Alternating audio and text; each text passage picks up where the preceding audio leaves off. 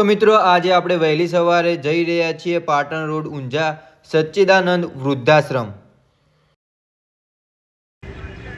તો મિત્રો આપણે પહોંચી ગયા છીએ વૃદ્ધાશ્રમ। તો મિત્રો તમને આ આશ્રમની અંદર જતા જ શાંતિની અનુભૂતિ થશે। મિત્રો આપણે એક એવા વૃદ્ધાશ્રમમાં છીએ જેમના આગળ પાછળ કોઈ નથી, જેમને સંતાનો નથી, એવા વૃદ્ધોની ઢળતી સંધ્યાને સુગંધિત બનાવી રહી છે આ સંસ્થા। આ સંસ્થાની સેવા જોઈને ભલભલા જોતા રહી જાય। માત્ર અહીં વૃદ્ધોને સાચવવામાં નથી આવતા, પરંતુ તેને તેના જીવનને પરિવારની યાદ ના આવે, પોતાનું ઘર પણ ભૂલી જાય એવી સેવા અહીં સચ્ચિદાનંદ વૃદ્ધાશ્રમમાં આપવામાં આવે છે। તો આવો મળીએ આ સચ્ચિદાનંદ વૃદ્ધાશ્રમને। તો મિત્રો આજે આપણે આ વડીલો માટે ભોજનની વ્યવસ્થા કરી હતી।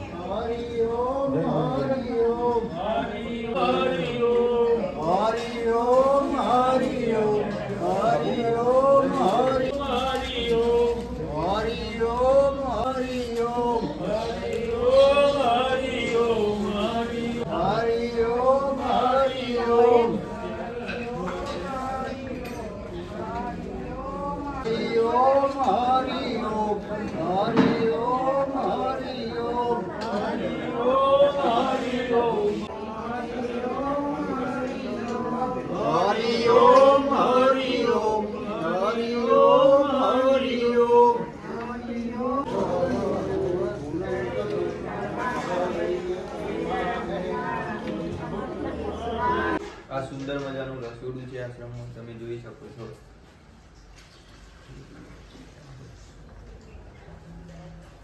તો મિત્રો તમે જોઈ શકો છો કે વૃદ્ધાશ્રમમાં રસોડું કેવડું મોટું છે। આ રસોડામાં તમને કોઈ પણ વસ્તુની કમી નહીં જોવા મળે।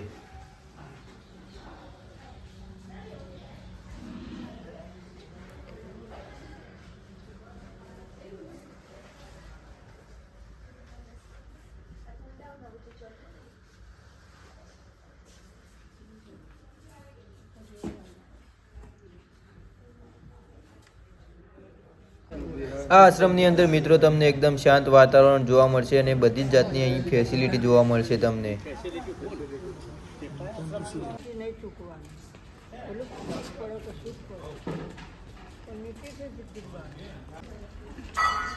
વડીલોને અહીં ભોજન પીરસવામાં આવી રહ્યું છે, તમે જોઈ શકો છો મિત્રો।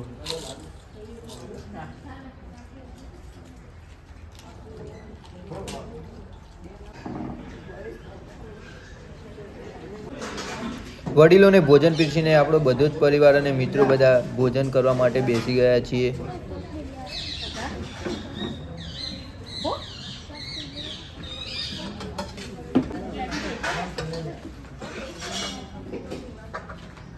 અહીં સવારે એક્સરસાઇઝ માટે સાયકલની પણ વ્યવસ્થા છે। તો મિત્રો આપણે આવી ગયા છે ઊંઝા સચ્ચિદાનંદ આશ્રમમાં। ઊંઝાથી પાટણ રોડ પર આશ્રમ આવેલો છે। ખૂબ જ સુંદર આશ્રમ છે, તમે જોઈ શકો છો। 2 માળનો આશ્રમ છે। આ બધી રૂમો છે અહીંયા।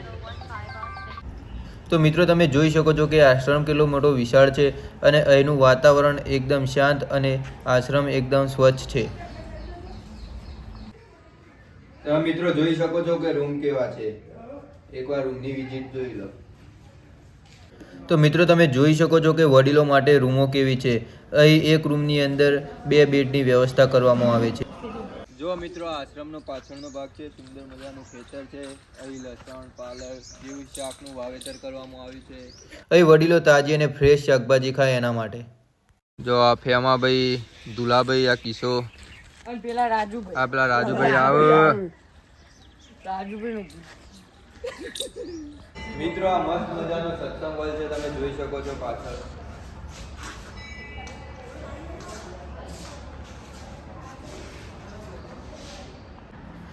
મિત્રો વૃદ્ધાશ્રમની અંદર મસ્ત મજાનું અંબાજી માતાનું મંદિર અને મહાદેવનું મંદિર આવેલું છે।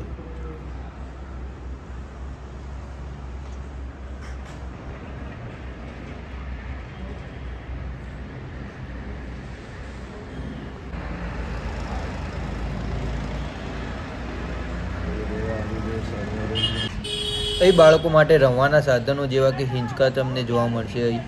તો મિત્રો તમે પણ વડીલોની સેવા કરવા માટે આ આશ્રમની મુલાકાત એકવાર લેજો।